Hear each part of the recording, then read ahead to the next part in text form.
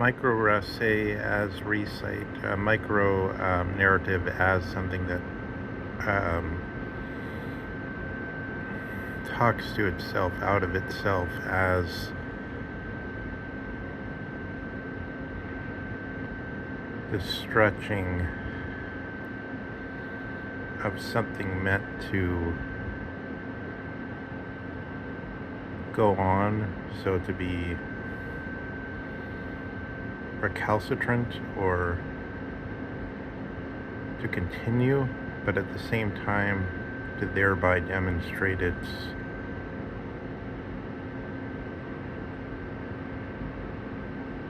being as against what gets roused or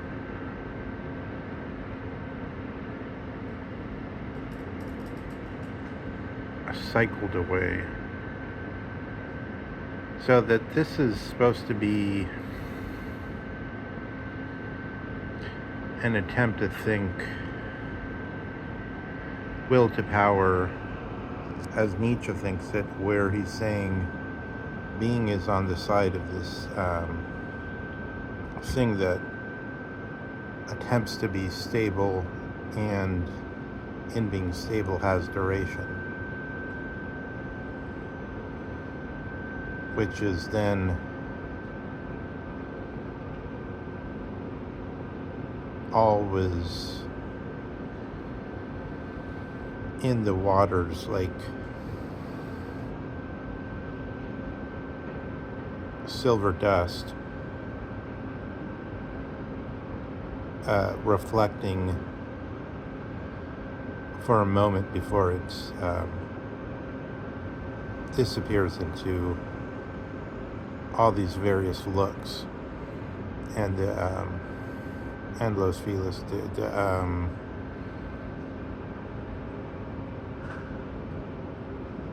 Maya, or illusion, as the Sanskrit has thought it out of practic. So this is the same relation again. So when we have languages which in modern times were put down as sort of motor response languages, so for instance the language of the Swiss peasants, as Jung reports it, as against the language of the newspapers and of the learned language, which Jung, it would be interesting to know the exact year, but at some point Jung made this remark, there's always a 30-year delay. Like, that's how he was citing an archetype. It's sort of a stupid Steven Pinker thing, but because Jung's saying it, it seems much more, you're sort of,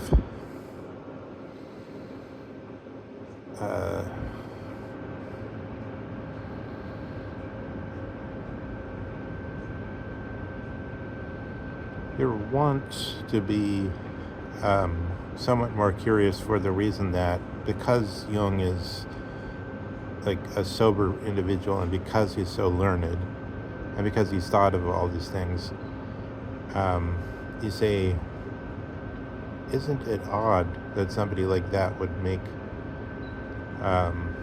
such a Steven Pinker-like remark? So like Steven Pinker makes this remark that with respect to political alignments, we know definitively as a truth that it's not usually that one inherits them from the parents, but it's rather some other factors, and probably pure factors, that produce them. Yeah, but for how long? For the last 20 years? For the last 30 years? For the last 40 years? For the last 50 years? For the last 60 years? And how many years would it have to have been like this for us to say this is the eternal factor? I think we could never say that, because it's so obviously has to do with changing factors, changing social factors. There's other things about, like, the hateful nature of men, the hateful nature of the the envy towards thinking people, as such as the massive show towards Socrates and thinking people who are claiming to, in Nietzsche's terms, set down their will to power and say this is the steadfast, this is the resolute that resists all other changes.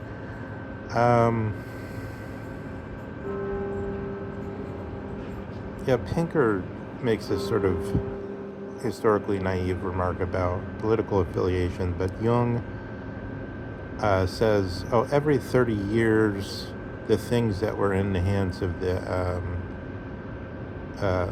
most advanced outposts, as Ibsen put it in Enemy of the People.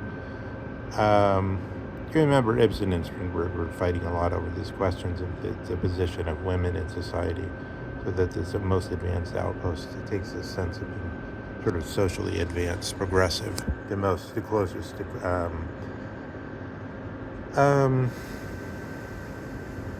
it's weird. I wouldn't necessarily say to Kristen Stewart, because in some ways she doesn't go that extreme, because she's not that interested in taking abstract positions, edgelord abstract positions. It's just more that she seems like the leader of the actual movement, that she's the one that's most sort of intense about it.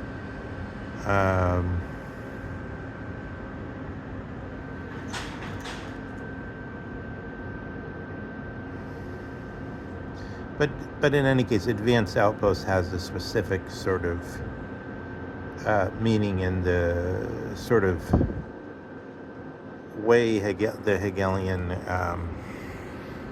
and Spinozaistic notion of development in history, and the ideas moving forward towards progress.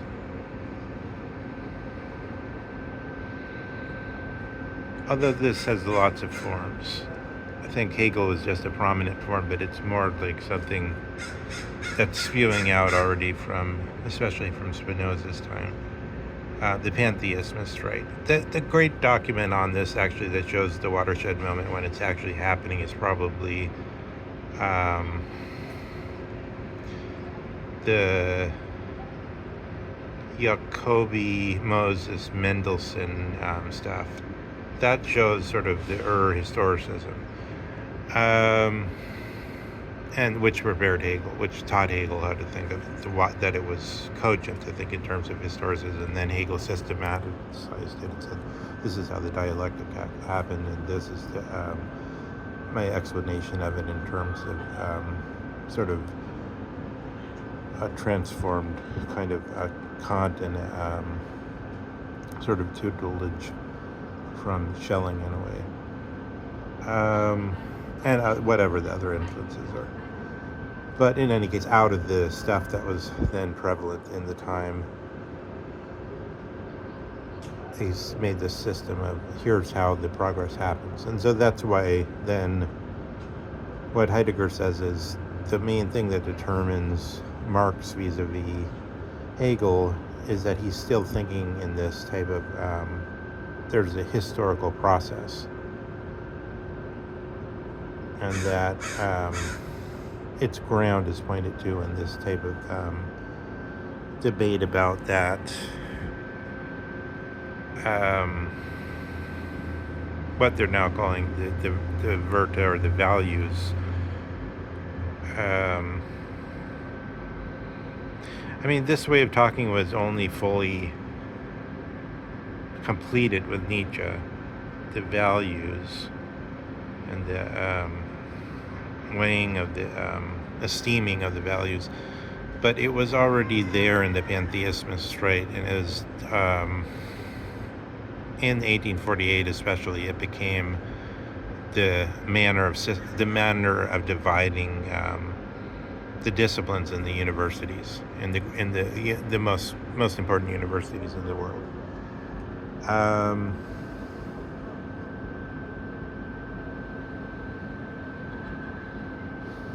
And only slowly did this. The American universities were all founded for religious purposes, to create pastors and things like that. So that only very latterly, as it were, as though closer to us. But only very late. That's what I should have said. Only very late did the Americans really start to take over this scientific view, and in fact, actually, really only, I think, in about World War I, and then still they were way behind, and which is why they were so ready to adopt Weber, and Weber totally took over, such that the conservative people argue to Weber, saying, "Oh, Weber, we got to go back to fundamentals. We got to go back to Weber's version of Wertfreie Wissenschaft, value-free science, where he says his method is not to tell the students what you actually think, but instead present it in this cipher of the so-called facts, of this ideal type called the fact, which is then corresponds to the Wertfreie Wissenschaft. This is supposedly something that's been, all evaluation has been removed. It's only, as it were, the just as in math, you have a pure unit. It's somehow the pure unit of history. This Weberian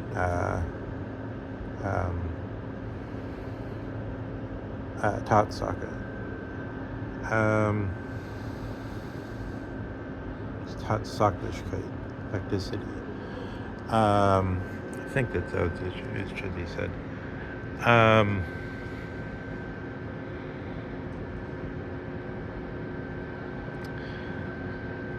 So I think we could see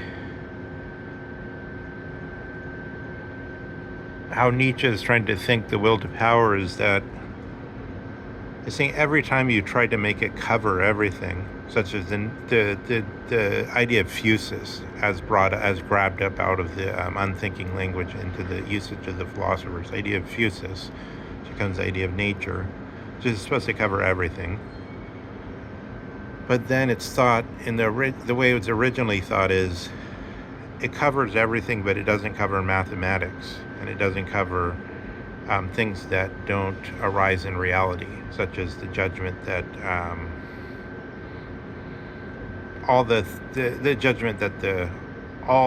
let's get this right, all the parts, say, of this redwood, the branches, the leaves, and so on, all the parts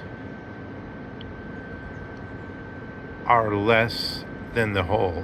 So that we could make a mistake and say, or let's put it the other way around. The mistake would be to say the sum of the parts is greater than the whole somehow. Like, is there something extra? That's questionable. That's sort of a mythexis problem.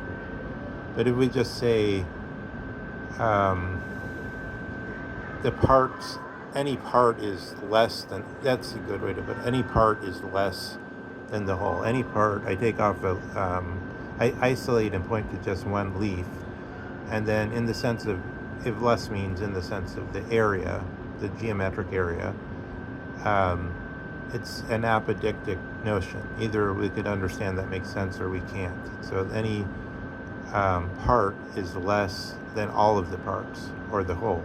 The whole is defined as all of the parts. Any individual part is less than all of the parts. That's an apodictic mathematical statement.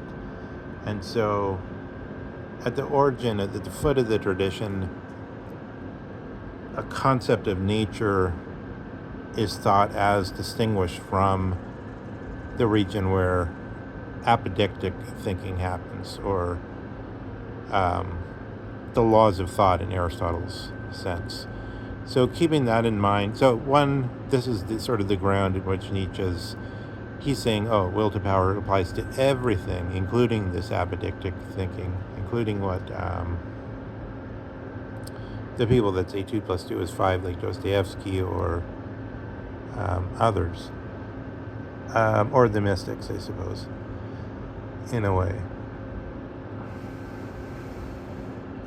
That says Nietzsche saying, yeah, look, there's a struggle happening also with the so-called theoretical realm, theoretical is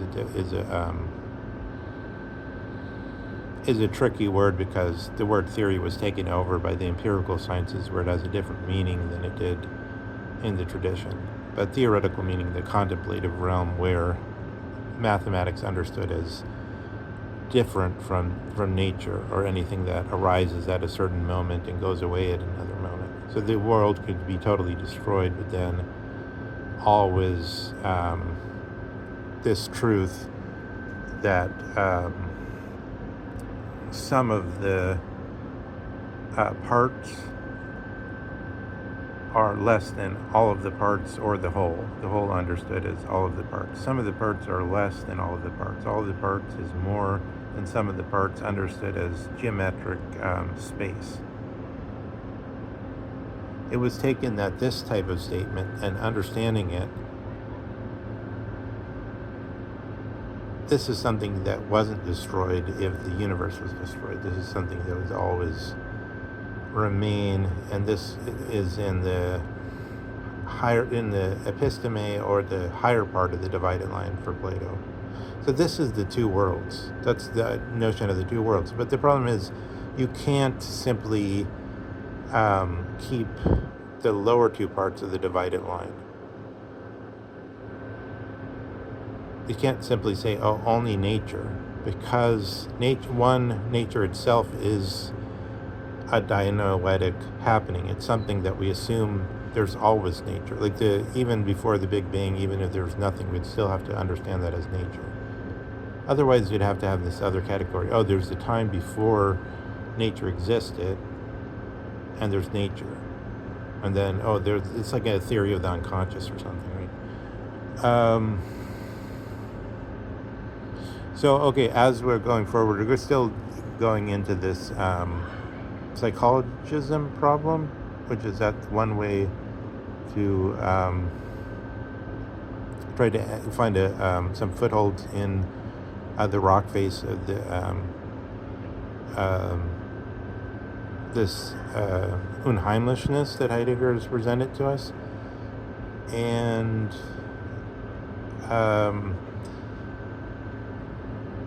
that's a way that we could see, even though we're going to be talking more about Husserl, we could see that the ground that Nietzsche and Heidegger are fighting on is very close, and it's sort of it's superimposing itself in many ways on as we walk along its paths, which hide behind them some I think some plausible possibilities that we could find. The paths that actually suit us, and where we're